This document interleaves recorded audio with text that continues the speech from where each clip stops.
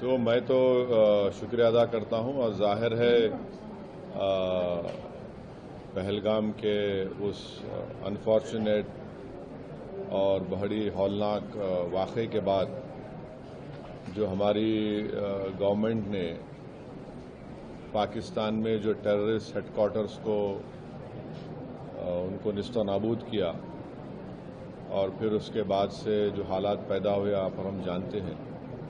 तो ये बहुत ज़रूरी है कि हम जहाँ कहीं भी गवर्नमेंट हमको भिजा रही है, क्योंकि ये गवर्नमेंट ऑफ इंडिया की तरफ से है, इसमें तो कोई पार्टी एफिलिएशन नहीं होगा, न रहना चाहिए। तो जो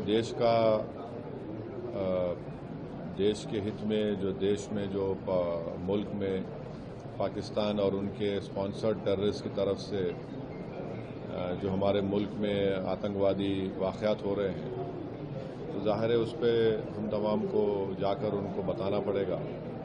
और भी डिटेल मीटिंग होगी जाने से पहले हमारी, तो उसमें और डिटेल हमको बातें मालूम होंगी। मगर फिलवक़्त तो मुझे लगता है कि हमको तो भारत का जो स्टैंड रहा है कि हम टेररिज्म के ख़िलाफ़ थे, क्योंकि टेररिज्म के हम विक्टिम रहे हैं और ख़ास तौर से एक पड़ोसी मुल्क बार बार हमारे मुल्क में आतंकवाद बोलिए, दहशतगर्दी को यहाँ पर प्रमोट करता है, सरपरस्ती करता है।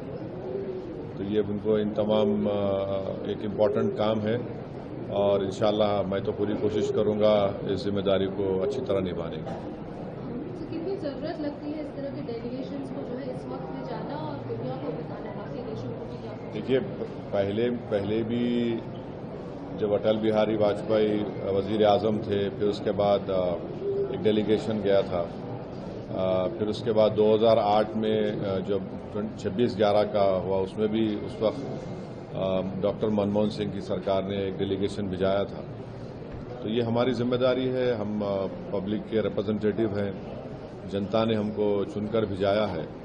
तो चुनकर सिर्फ यही नहीं भिजाया कि हम सिर्फ अपने कॉन्स्टिट्यूंसी के बारे में बात करें, बल्कि हम लोग भारत की आवाम को रिप्रेजेंट करते हैं। और आज भारत की आवाम बेचैन है, तकलीफ़ में है, और ख़ास तौर से बेचैन और तकलीफ़ में इसलिए है क्योंकि वक्तन फ़ौक़तन ये दहशतगर्दी के, आतंकवाद के वाक़यात होते हैं। और पहलगाम के बाद तो इस देश में बहुत ज़्यादा सब भारत के लोग यूनाइटेड हैं कि टेररिज्म को ख़त्म होना चाहिए।